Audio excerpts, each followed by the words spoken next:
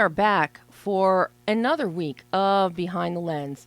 I'm Debbie Lynn Elias, film critic, print online, moderator, host, creator and host of Behind the Lens. You can find my reviews and interviews all over the place.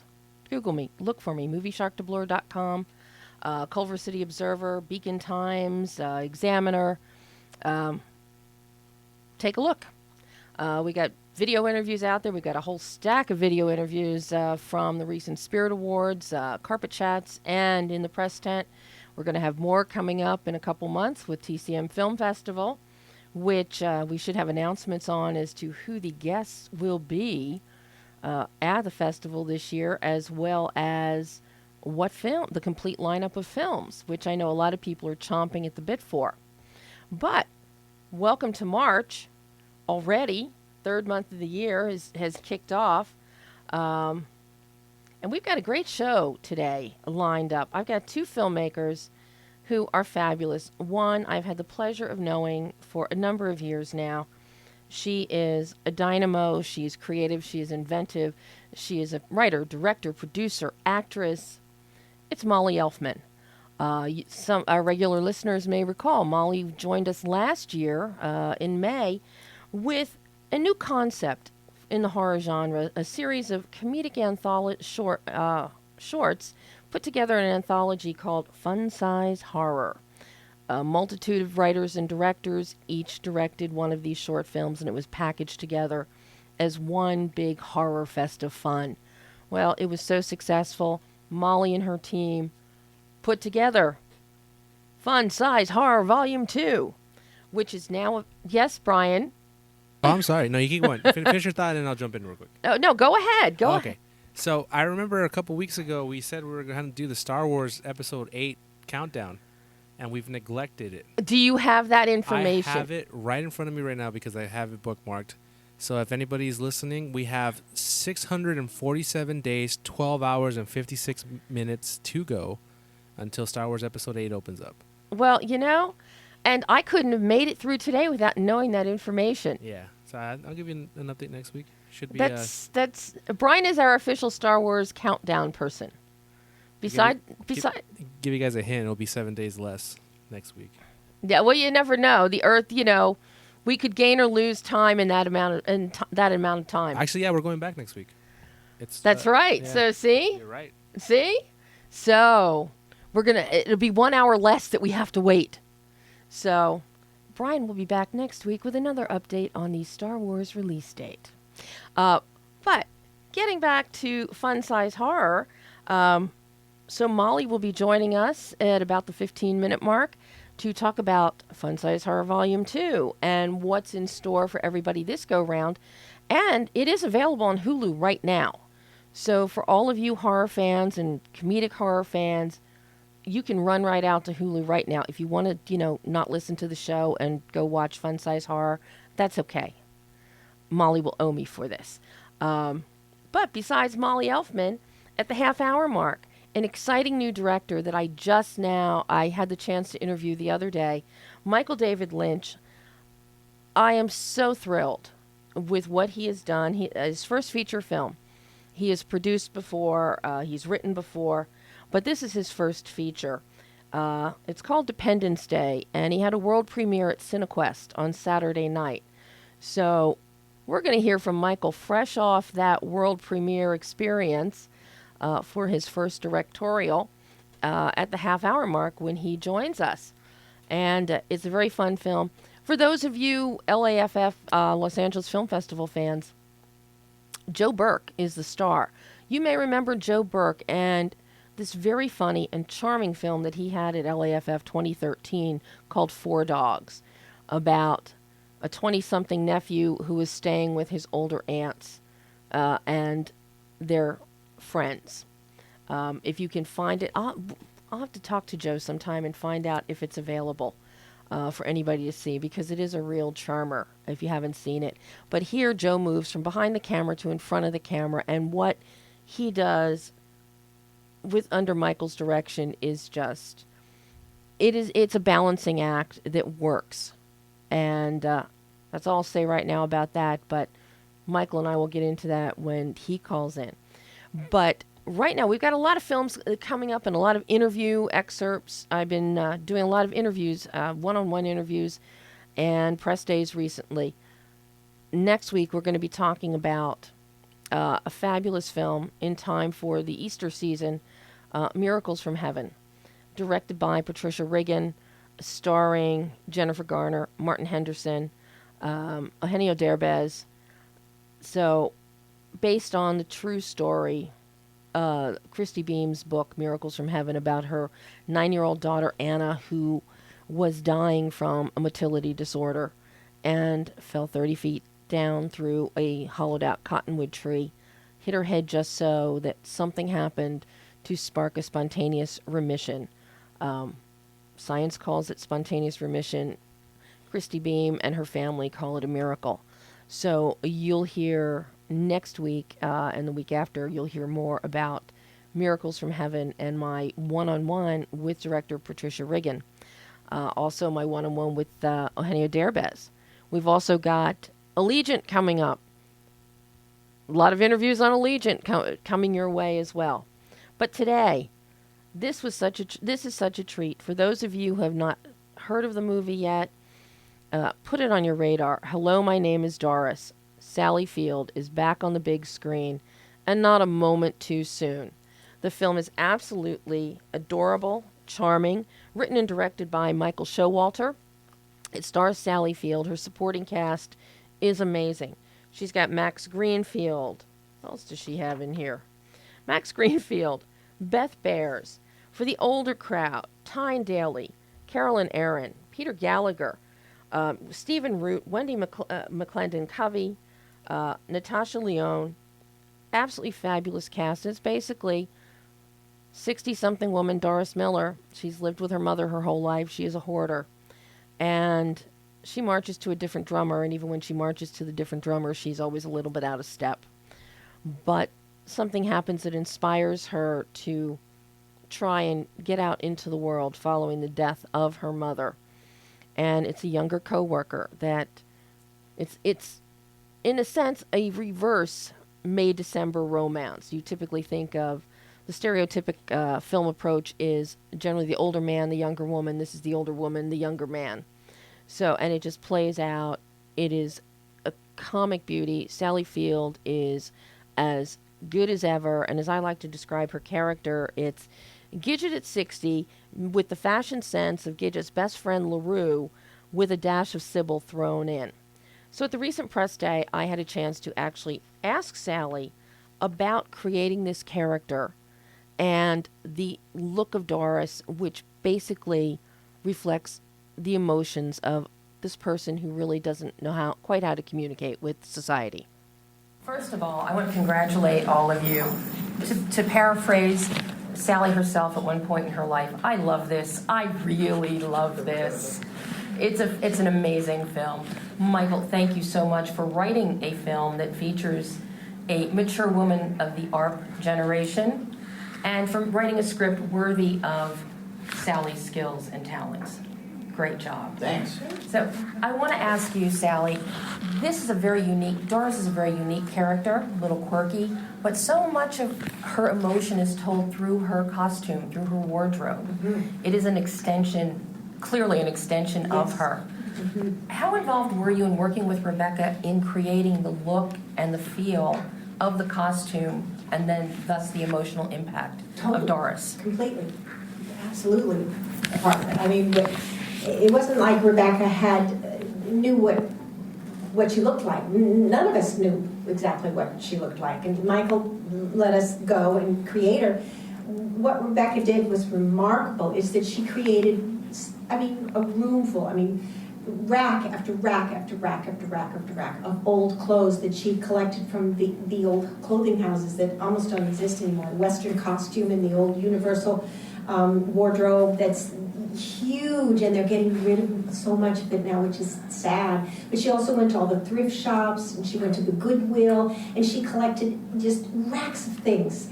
Most of it was disgusting. Really rank and horrible. And Rebecca and I would spend from the early morning, as soon as Universal opened its doors practically, we worked at the Universal, we did the costuming at the Universal wardrobe department. We would be there from early morning, and then late in the afternoon at like 5 o'clock after she and I would just try on things. And I had it in my head what the hair was, and I had sent a picture to Michael. I copied a picture of Bridget Bardot. It's Bridget Bardot's hair to 1961, except hers is blonde, and it's Bridget Bardot underneath the hair. And she had big swooping bangs, which I cut off to make it just not quite right. And she wore that great big, scarf around her hair. So we sort of knew what the hair was, and Doris just sort of emerged out of all of those racks of clothes. When I put on a blouse and then with a skirt, we go, wait a minute, I think she's coming. And she just literally, it was like sculpting something. She started to emerge from the marble, and then we'd call Michael and we'd say, can you come? And his office, he would drive from his office, which was not too close, but not too far. And at the end of the day, we would have maybe maybe we had 1 or 2 outfits the first day, maybe not even that. And he went, yeah, you got it. And that by the end of the third day, we had almost all of them. And the only time that Michael did not agree with us and we went around and around until finally I just said, I place myself in your hands, which was the neon one. I kept saying, what? He said he knew very clearly what it was, and I went, what? You can't do that. You're going for a joke. It will tear the fabric of her character. Did I not say all of those things? I was quoting Lee Strasberg. I was pulling out everything. Wait a minute. And he said, trust me, I know comedy.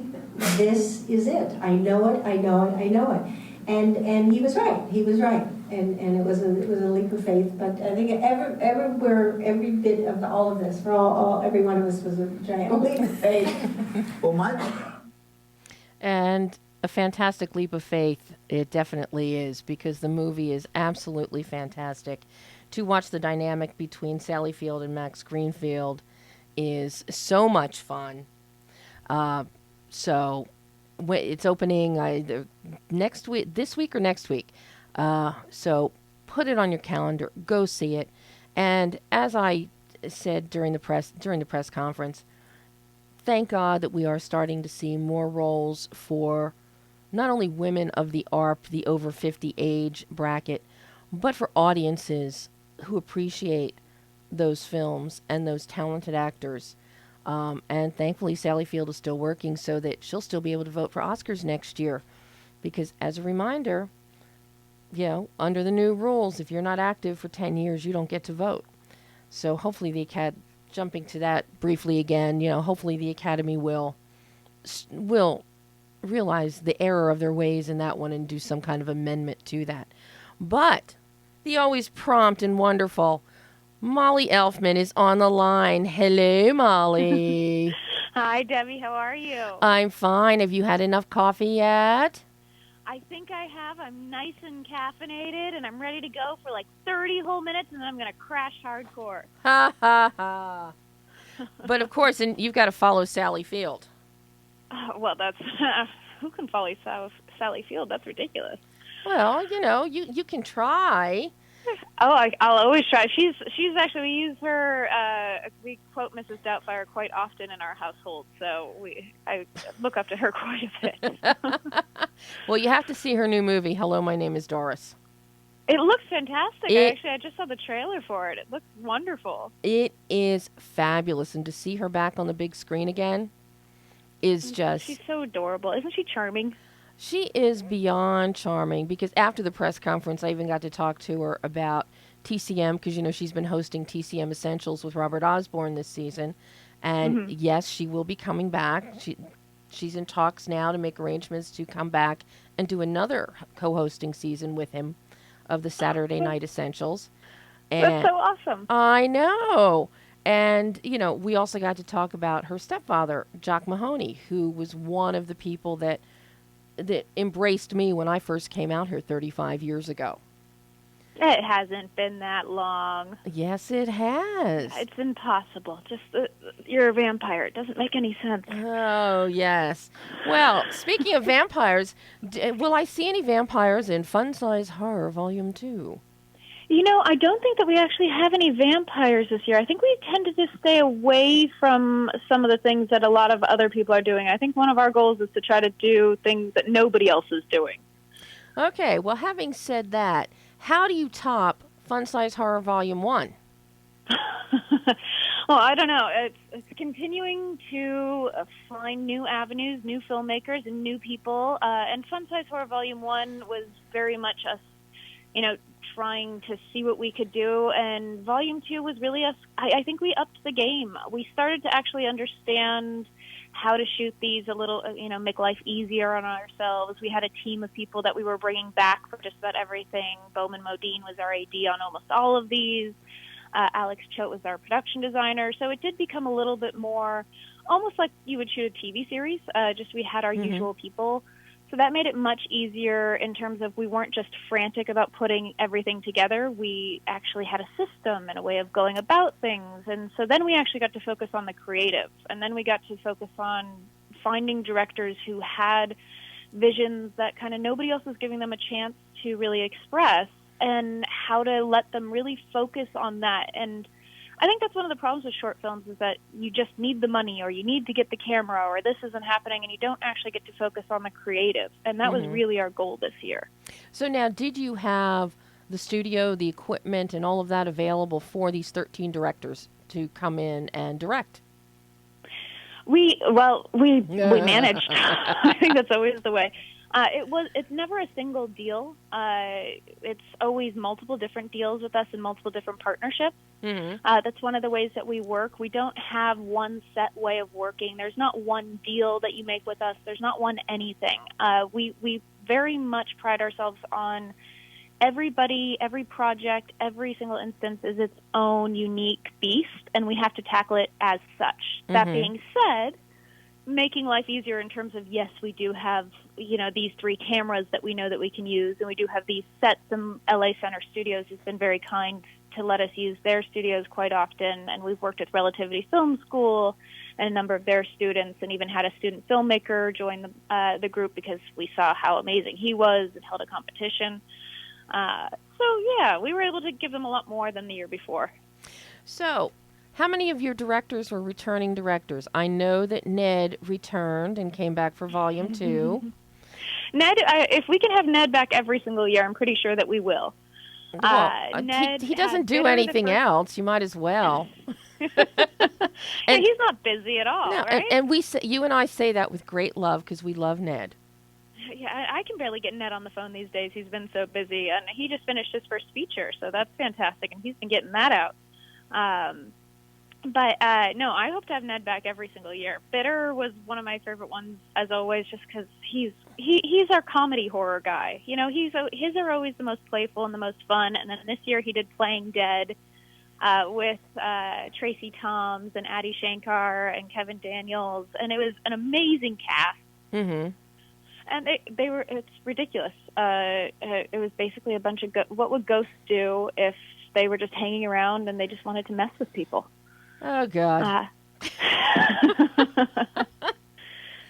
Now we know what Ned's doing in the halls of the Four Seasons Hotel. Oh yeah, I mean he's got to have other ideas coming out. But we did have Zeke De Niro came back with Last Laugh. Michael May, who I said that I wasn't going to act this year, and I really failed at that.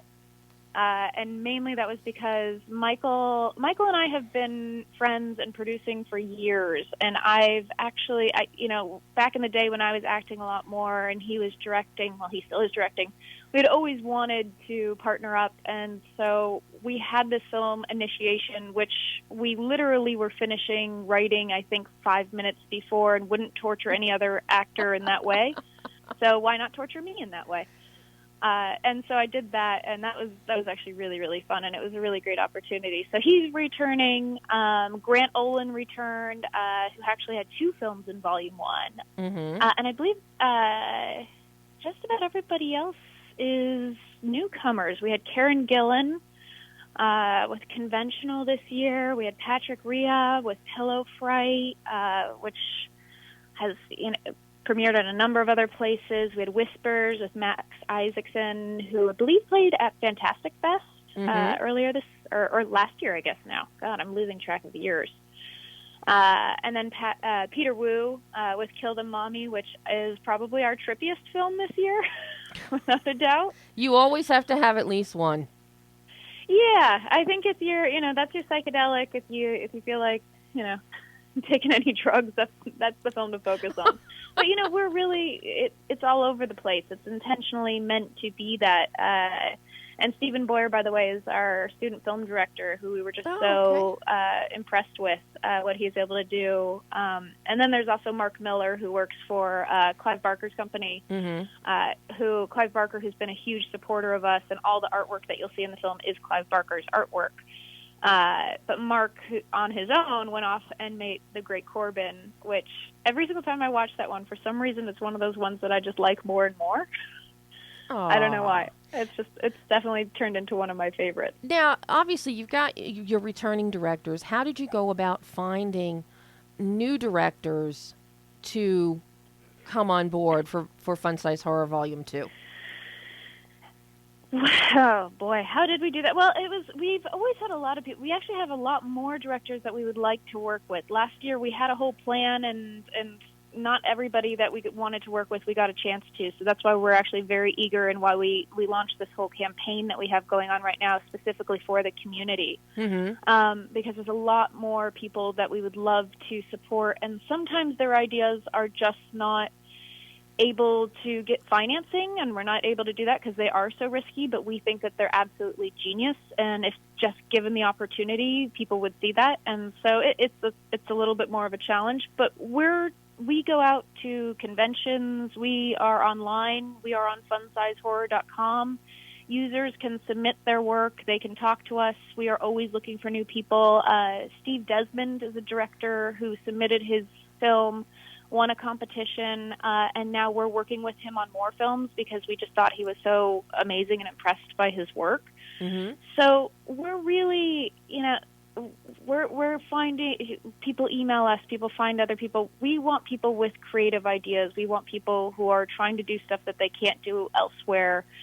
And I don't know, people have been finding us. We've been finding people. It's been through word of mouth, and now with funsizehorror.com, that was a big part of us getting the website up, is people can submit films anywhere. They can contact us. They can ask us questions. I guess we work with agencies and whatnot, but I think most of the people that we're working with are still on the rise.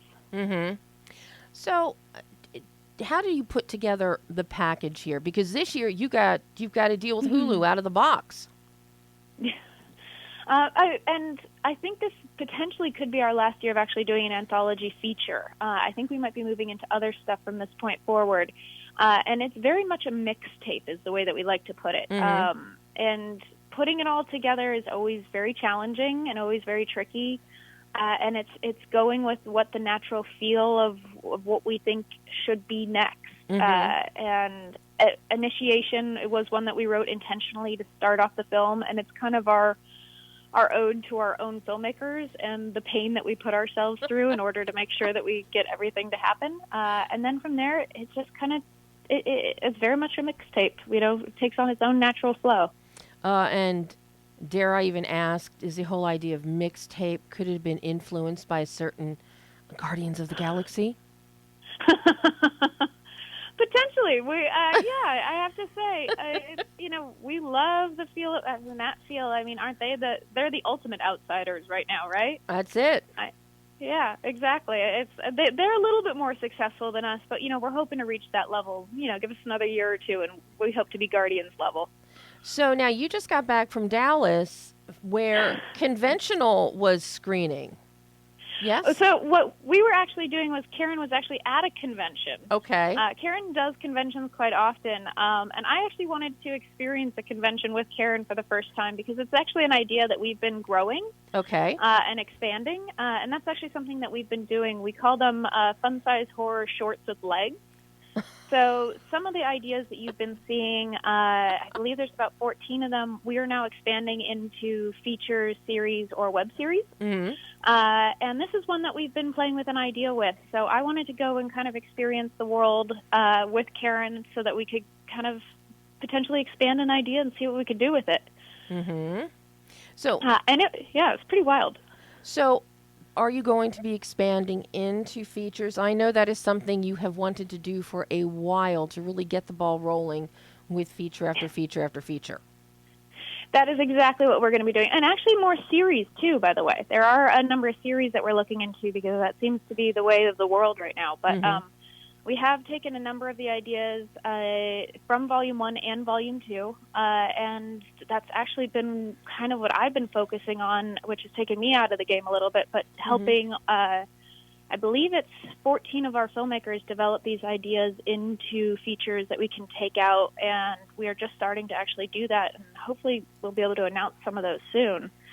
But it's very exciting because, the whole idea of this is to give filmmakers a chance to get to that next level, and the system is starting to actually work.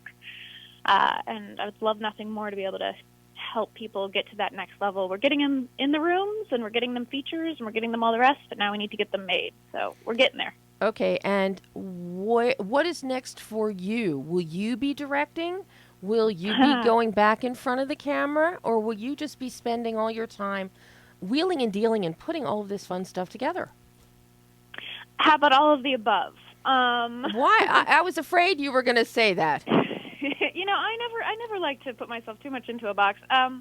Let's see. I'm definitely, what I love more than anything is helping all of these wild, crazy filmmakers take their ideas and find a way to actually get them out into the world. And it allows me to use the organizational side of my brain, but also that creative side of my brain. Mm-hmm. And you see all these people that they have everything. They just need that little help. And so I think that's really what Fun Size Horror has been all about. That being said, yes, we also have a number of other projects. I have Before I Wake may come out one day, we all hope. I was going to ask you, what is happening? That has been on the table for how many years now? Oh, yeah. No, it will come out, and when it does, I'm going to be so proud of it. There's so many great performances, and Jacob Tremblay in there, and so many amazing people, and I just can't wait to see it finally come out. It'll find its way. It's stuck in a few weeds right now, but it's coming. Well, and did you just say everybody's favorite name of Oscar season? Oh, isn't he wonderful? Jacob Tremblay is the gem to come out of Oscars this year. Yeah, and you know what? He rightfully so. He's so good in room, but also after working with him, it's scary how good he is on set. I mean, the age that he was at, the nuance that he was able to understand his character and the choices that he was making. He's really special, and he's so sweet. It's a little bit unfair. Is he not the nicest child in the world? He is. He's the nicest child, and his family is also really nice and supportive. They're very real. His father, I had a chance to talk to them when we were doing press for Room, and afterwards, we ran into each other. He was with Jacob in the lobby at the Four Seasons. So we talked for about 15 minutes, and so grounded, eye on the ball. And I'm seeing that more and more with some of the real up-and-coming kids now. They've got very grounded parents who are making sure that the kids maintain that.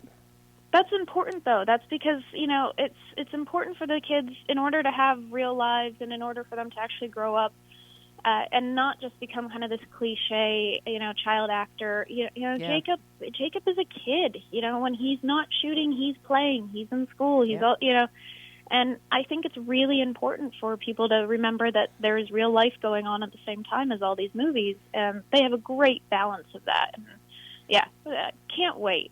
It's been very exciting. But there'll be more. Well, I hope so. Now, are you inclined when you're doing horror films and kids are involved, is it a fine line that you have to walk in terms of casting and who you're going to even consider? It's funny because I'm actually casting another feature right now that we're about to do, and there's more kids involved, and there's more violence involved, and I'm like, is this just my thing now? Is this like where Okay, you you're hire beginning Molly to Elfman? you're beginning to scare me. Well, I also love working with kids, and the fact of the matter is that when you're on a set, it doesn't really matter if it's a horror or whatever else. We're not, there's nothing really scary going on set. You're explaining the situation, you're getting to the scene, so it's Molly, not like that. It depends who you have working. It could be Yeah. very scary. But that doesn't matter what type of genre it is. That just depends on who you're working with. So what age kids are you looking for the new project? We have a couple of different ages, and we'll see.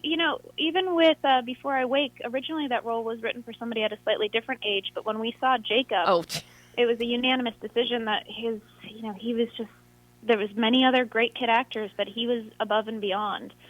And so for me, it's always find the right kid, and you can always adjust a role by a couple of years if you need. Well, one kid you should definitely look at, Joshua Rush. Oh, I love this casting. Casting on air. Let me tell you, Joshua was the breakout star in Breakpoint from last summer.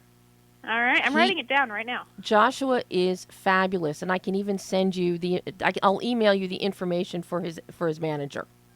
Got it.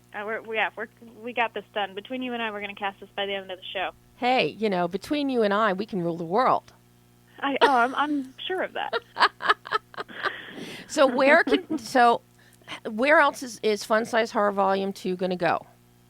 So Fun Size Horror Volume 2 is coming out on Hulu shortly. There was a slight glitch in that, but it'll be out later this week, and then it will be expanding onto many other VOD platforms, Netflix, iTunes, all the rest. But we're starting on Hulu. I think Hulu is a great place for Fun Size Horror, mainly because we get to show the feature and we also get to show the shorts. And we've always been a Lego project. Mm-hmm. So I think it's nice to be able to see those pieces as well as the whole, which is kind of always how we intended it. Well, and sadly, my friend, my next filmmaker is holding for us. Aww. Michael David Lynch and his funny film, lovely. Dependence Day, which just premiered at CineQuest on Saturday. And it's a hoot and a holler. It really is. Well, I have to check it out. You definitely need to check it out. So we actually have to get together and see each other face to face for a change. Would love that. I know it's been way too long. I know. Molly, thank you so much. Absolutely. Thank you. And I'll be back soon, I hope. You most definitely will. Fingers crossed for Before I Wake. Thank you so much. I'll talk to you soon. Thanks, Molly. Bye.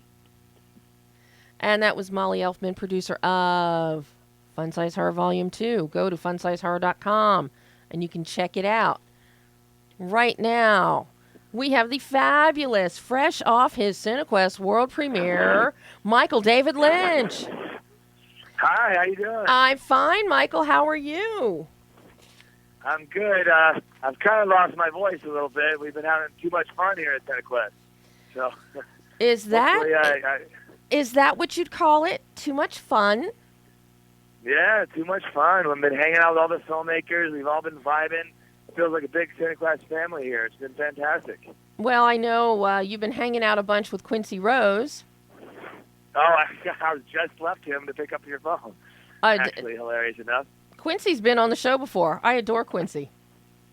Yeah, no, he actually sat my second screening. He was sitting next to me, so I got to hear him laugh. And then that same day, I went to his screening, and now, we're becoming fast friends. It's good to again have a good vibe. So right now, we feel like we're like a graduating class or something, and we're all like we were joking about like making jackets.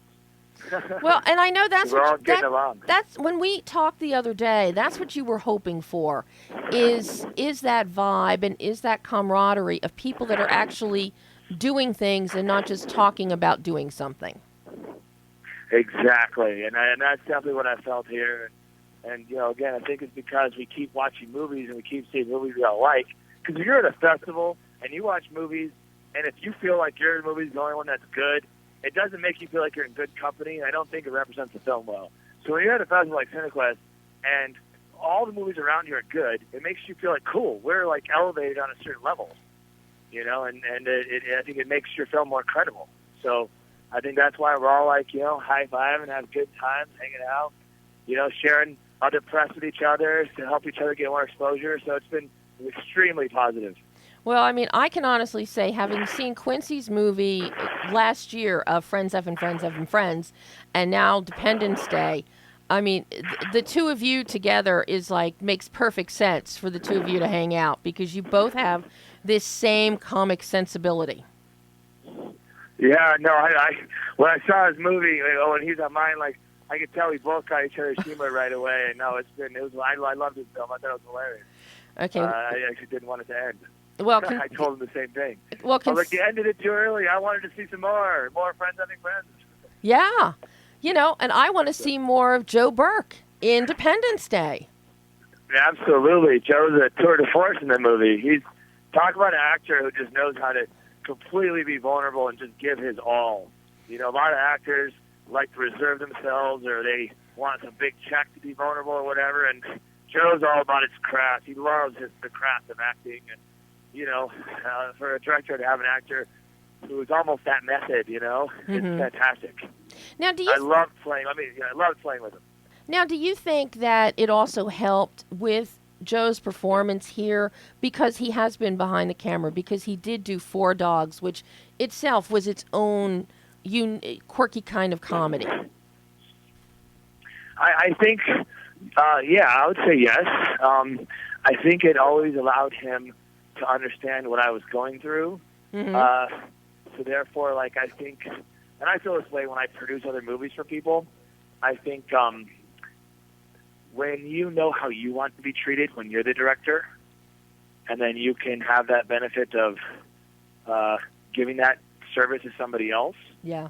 And I would say that, you know, that of him knowing how he wanted to be treated. So he never stepped on my toes as far as that, and let me direct him, and, you know, fully trusted.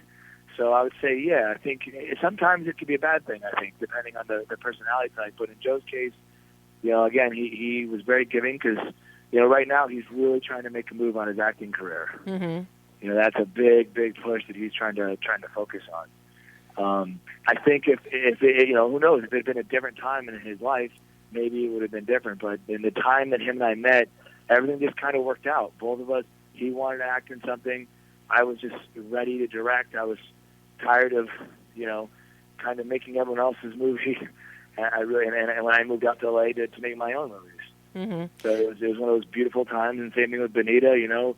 She had moved back to LA after she moved back from LA to New York a couple times, I think 3 or 4, and this was like her last time finally moving here. So again, it was like all three of us, when we were in my kitchen doing the chemistry read, we just all had fun laughing and giggling when they were reading my short script in The Babysitter that then later turned into Independence Day. And I think that was the good thing, is we all were tired of, you know, working on projects that don't, you know, treat you well or abuse you, and make something that could be really fun. And I think that because we had such a great chemistry even off-screen, I think that's why we had such great on-screen chemistry. It's because everyone really liked each other. Everyone was, you know, again, I'm a hockey player, so film's a team sport. So it's like, I just think that there was a great vibe that we had where they understood how much I was respecting them. We only did 8-hour days since I couldn't, you know, since I was such a small-budget film, to, again, be respectful of their time. So I feel like when you respect people and you treat them well, you know, it comes back in spades. So for all the listeners out there, give us a brief synopsis of what Dependence Day is, and, you know, how you came up with the idea for this film, because I think the way that you arrived at all the themes of this film, I think it's fabulous. Yeah, no problem. So a buddy of mine, I was really frustrated, and I wanted to direct something, and he just told me, Mike, the only reason you haven't directed something is because you haven't found something to believe in. When you find something to believe in, you can't be stopped. And I literally, the next day after he told me that, I wrote, you know, Babysitter, because it was this idea that I'd had, because I actually knew somebody, you know, the All-in-All-5 car scene. I knew someone who really left, who had that happen to him. I don't want to give too many spoilers on the radio, but that scene had happened in her life. And also, his girlfriend was the one making all the money, and he wasn't, and he was a struggling actor. I knew him because him and I were, you know, PAing on big, you know, stuff in Hollywood at the time. So that idea kind of came from still seeing that female breadwinner situation. It's still in the short.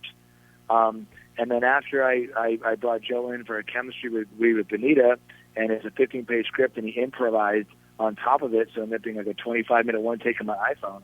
He goes, obviously it can't be that long, And I was like, why not? Maybe it's not a short, maybe it's a feature, maybe it's a web series. Like, let's explore this. And when it went to exploring, because the basis was still the fact that she had to pick him up, and like it was all that stuff was still in there. I then started having things that was happening in my life, because being a filmmaker and producer, it's not like when you're in the camera union where you get all your benefits covered. Mm-hmm. So since my wife has she works at Chanlu fashion company, and so she's got a steady job, so like I'm under her health insurance plan. Mm-hmm. And in the accounting offices, I'm claimed as her dependent. So some of that stuff is from my life, and then a lot of the other stuff is from other actors' lives. So you could say, as far as them being a loving relationship, I feel like, I borrowed a lot of the love from my relationship with my wife, because I've been with my wife for almost 15 years. And I believe in true love. So I wanted to do a movie that was very, like my own As Good As It Gets, but with the Duplass style of having no money and kind of, being able to go out there and make it. Mm-hmm. And, that's something that you really have reinvigorated, is that mumblecore style that Jay and Mark started. And it works really well here. I think it did, and I think it was because I'd done a sci-fi short film, Burden, and I toured to the world with it. Whenever anyone would give me negative stuff, they'd be like, "Well, you can't do two people talking in a room," and I'd be like, "Seriously? My movie has a 75-part orchestra, and I shut down the financial district in Chicago and had 500 extras and got Peter Cullen, the voice Optimus Prime, to do a character. Seriously?" And for Independence Day, I was like, you know what? Since I'm not getting some giant money to make a big movie, how would I do a relationship comedy? And I love like As Good As It Gets. It's one of my favorite movies. So that was just kind of where I was like, what would be my take? How would I want to tell a movie like this if I were to do it? And, earlier you asked me what Independence Day is. It's a hilarious, heartfelt, authentic relationship comedy about the adventures of being in love and making it work. Mm-hmm. And for the audience members as well, the opening scene, in the accounting scene, Alice claims Cam as a dependent. And that's where, from that point forth, he's trying to prove that he's not this man-child, that he's actually, can be the man of the house, because, we still have a world. 1 month after shooting Independence Day, Fox did a war on the female breadwinner, that we need to take our money back, and the men need to get back out there and not at home. And I was like, that's why I need to make this movie, the fact that we're still having conversations like this today. Yeah. So, and my wife is a really strong woman. My mom, my grandma, I've had a lot of strong women through my whole life, and again, I just didn't see that happening in the media. So I really wanted to make that commentary, but do it in a really funny way, so it doesn't look like I'm, force-feeding it to people. Yeah, and that's something you really excel at here, Mike. It's not force-feeding, it's not preachy. This just unfolds. And the ramifications of the actions of individuals, it all just unfolds in a very natural manner, just like, and all of us, when you watch the film, as I had mentioned to you before, I'm watching the film, and I know people that just like some of the characters in this film. Oh, yeah, and I've had plenty of people come out and be like, dude, I'm Cam right now, and I'm being whatever, or, I had when I was in Canada on another project, and this other publicist was telling me, like, hey, I make $130,000, and my boyfriend only made $10,000 because he's in a rock band. And I was like, wow, that's so close to the numbers I use in my film. So it is really funny, and I think it goes back to, I think, with the girl power, the women we can do it, from those World War II posters. I think that our generation, women have been really obviously, fighting to kind of, have to show that they can do it too. And I think the difference is in my generation, these people that are 30, I think a lot of guys still think the old boys club works, so they're just going to get the job because they're a dude. Mm-hmm. And yes, in some industries that's still happening, but there's a lot of industries where that's not happening anymore, and the women are kicking ass. Mm-hmm. Well, and I think it's that kind of the turn of the tide of, you got all these man-childs who are playing video games, and I still see it with guys I know. I play hockey, so I play hockey. A lot of young guys, between 20 and up.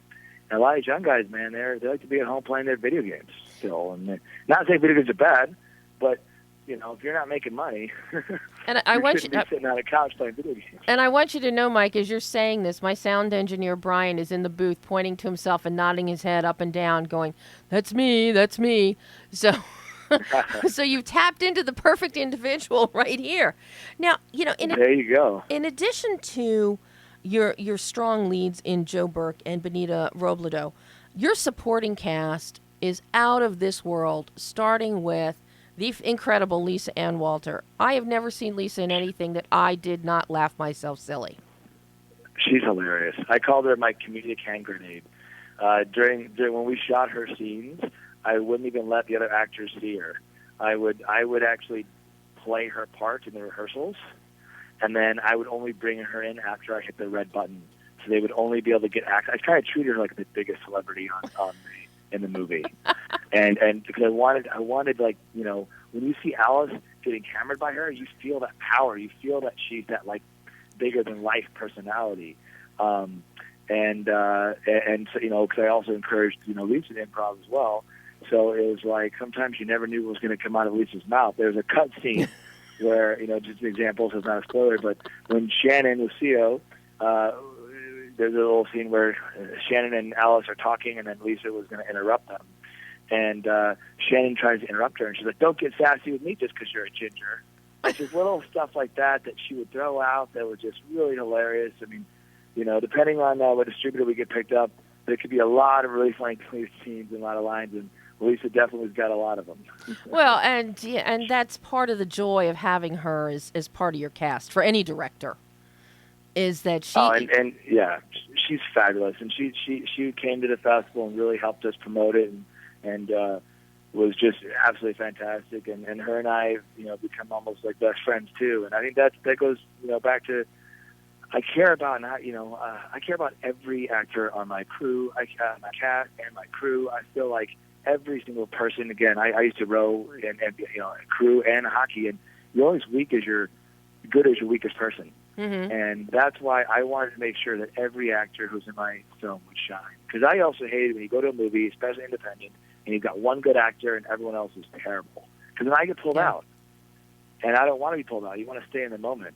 And that was something that was very important for me on Independence Day, was to make sure there wasn't one weak performance in the film and that everyone just felt natural and organic. And so far, everyone we've been talking to has been saying that that even some of the other directors, like, dude, I didn't see any acting in your film. I just saw natural performances. And I took that as a compliment. Well, and you've got, perfect casting with Shannon Lucio and David August as Cam and Alice's best friends, Kaylee and Luke. They are just so spot on as the Badinsky, this is what you have to do, best friends that everybody in the world has. And everyone has them, yeah. I mean, it's like you sit there and you watch them, but they are so effortless in the performance and add so much to the story, which helps propel the actions that you then have Cam, doing throughout the film. I mean, it's a really nice, interplay that you have going on with your construct there. Oh, yeah, and I think that the great thing about them, too, is, like you said, I remember especially in high school it was worse. In high school, you didn't even date somebody unless all your friends approved, almost like voting.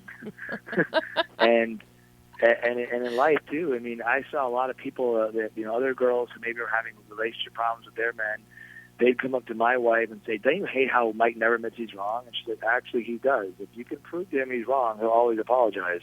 But it's like other people who don't even know me because they're having problems with their man trying to project their stuff onto us and trying to get, my wife to turn against me. And it's like, this is stuff that I feel we all see because people do get jealous and people, sometimes some people get vindictive and some people can't just be happy for you. And they have to always feel like they have to help fix something or help do it. And sometimes it's not necessarily negative. Sometimes maybe they think like, oh, they got a booger in their nose. I'm just helping them point out the booger. Mm-hmm. But sometimes people are happy with where they're at. And that was, I think, a big part of Independence Day is also that it's about acceptance, and accepting one another. And it's also about, like, knowing how to, if you're happy, not allow others to affect your happiness. Well, and something that's really important with this film is you're wearing almost every hat there is: writer, director, producer, editor, and cinematographer. As a filmmaker, how do you juggle all of the hats? Or do you, in retrospect, do you wish you had not been doing everything yourself? Oh, I absolutely was happy that I was the cinematographer and editor and producer and director of my first feature. On my next ones, I would actually love to work with an editor and a cinematographer, so I don't have to wear those hats again. Mm-hmm. But I think it was important for me to do it so that when I work with another movie, some cinematographers are great. They're wonderful, right? But everyone who I was friends with, because I didn't have the budget to pay a cinematographer, do you know what they would have done? You know what cinematographers do when you can't pay them? They will take forever to light because now it's just for their reel. And I didn't have time for that. Dependence Day was not about beautiful light. Dependence Day was not about all this extra stuff and movement. Dependence Day was about me capturing the best performances, not making the actors hit marks, allowing them to do it. Yes, that meant I had to pull my own focus while I was operating, but I wanted the actors to stay as free as possible. So I was giving them a great location to be in with amazing props, with all this stuff, and with our script that, that yes, we improv off of, but we still always knew where we were going and what beats I needed to hit. I'm sorry, I lost my track of thought. Talk about juggling all your hats. Sorry, go ahead. Yeah, all the hats. As a producer, what I do is I use Dropbox, so I'll find an intern and I can just scan every contract in so that I can always make sure if there's anyone on set. So I have a lot of systems in place because Dependence Day may be my first feature as a director, but it's my seventh as a producer, and I kind of just have the producing thing. I kind of just have like a reflex muscle, and the editing thing too. Again, when I've been with a cinematographer, if I'm working with someone, if I've at least shot a feature and it's good, if I'm telling them no, I'm looking at your RG your monitors. We have enough exposure to shoot. I like the way it looks. We're gonna hit that red button. It's time to record. I don't want someone who tells me you don't know what you're doing. You've never shot a feature before. Mm-hmm. And the same thing with the editing. Oh, you don't know what you're doing. You haven't edited the feature before. Actually, at this festival, CineQuest, one of the programmers said to me, because she's an editor on one of the three editors on Beast of No Nation, she literally said to me, you know what, when I saw your hack, I was like, oh, God, not one of these. And it's probably edited just so long. And then she saw it, and she goes, oh, my God, I loved it. I couldn't believe how tight your edit was. That was phenomenal. She was, but just know, I hate when people write direct, and I can't believe you on the over. I mean, not write direct, sorry, direct and edit. Mm-hmm. And because I did encourage improv, for me it was very important that, I'm like rewriting the script and the editorial, and I wanted to have, and not only that, but because I had no money as well, if I didn't want to wake up at 4 in the morning or 3 in the morning or edit forever, I rough cutted the film in 5 days.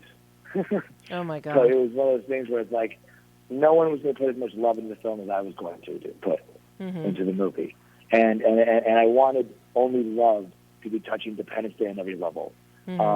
However, I did a documentary, and I had my executive producer, Paul Gordon, of Dependence Day. I got to work with him where he edited my doc because we were editing the films at the same time because I shot them simultaneously. And I loved the experience of collaborating with Paul. And I loved that I could actually finally, as a director, let go of that control and not be a control freak. So, again, I think me doing these hats for my first feature, it allows me to continue to have educated, intellectual conversations with whoever I hire in the future, and for them to actually trust me that I also know what I'm doing, and we can collaborate in a productive fashion and not have someone who's always like, no, you don't know what you're doing. I need this. I need to set up another 500 seats. No, you don't. You can write it a different way. So that was a big reason why I did them this one, because I wanted this film to be so personal. I didn't want any negativity or someone to tell me I can't cut now, you got to wait, or this or that. I can't write music and I can't draw, so those are areas that I love collaborating on. So it just came with that. And with writing, I normally do like writing with writing partners because I love being social. I love the back and forth. So, my main focus now that I am trying to do is focusing on the directing. But I feel every director should have to edit a feature. And I think every director should have to shoot a feature. They should understand the kind of pressure that goes with having those hats and understanding those jobs, so they understand what their cinematographer is having to do and how much they're going through, both emotionally. Because cinematographers, a lot of people don't realize, maybe they're not running around picking up stands well, I was because we had like no one on set. But when you're on a big show, maybe they're not. You know, some people when they're young film students, they get all jealous at the cinematographer just standing there. But it's like his ass is on the line. Mm-hmm. If it doesn't look good, they're not going to say, "Oh, that one grip didn't put that flag up there." It's like, "Wow, that looks like crap." You know, so they have a very cinematographers have a very sensitive. The young composers do, but they're very sensitive to their work. Mm-hmm. So that's why. But I on my next feature, I 100% have a lot of cinematographers recording me, and again, some of the editing conversations, they're like, "Oh my God, I love how you shot this movie, but please, I would love to work with you. Can you not wear that hat so I can work with you?" And that's on a lot of guys I definitely want to work with, and I think who I work with next will just depend on our schedules. But again, I think it just gives me that ledge up of being like, yes, I've done this before. Mm-hmm. You know, let's be professionals. So what's next for Dependence Day? You very well received at CineQuest. Oh, I couldn't believe how many great laughs we had at both of our screenings. What's next for it is we're going to try to do hopefully a day-and-date release. Hopefully go to VOD, and if we hit other festivals after CineQuest, hopefully after the screening, it's like, oh, hey, if you guys like it, go buy it on VOD. I feel like the climate has changed, and it's very similar to, if you look at the Hollywood system, if a movie doesn't do well, they release it to Blu-ray almost immediately. Right. And if you remember back in the day, it was like a year later, Mm-hmm. you know, and when you're on a small budget, you know, it's like I don't have a marketing budget to promote a giant year of festival touring and then another year of VOD, especially when I'm ready to also make my next movie. So I'm hoping that we get on a nice distribution deal where we can at least do a 1-week theatrical run somewhere, and also release in VOD so we can get a lot of eyeballs on it, and continue to see how well it can do. And hopefully it'll eventually even end up on Netflix, because I think this film, because the Ploss Brothers just made a deal with Netflix, and like you said, there's some things that we can compare to, the Ploss Brothers, or people have been lately comparing it to Judd Apatow. Mm-hmm. Someone in our Q&A yesterday said, "Is it okay if I call you the West Coast Woody Allen?" I Oh, thought that was hilarious. That's so Yeah, sweet. it was really. And it wasn't Quincy who said that, was it? No, but he was in the theater when it was said, which I thought was hilarious. I bet he enjoyed hearing that. Yeah.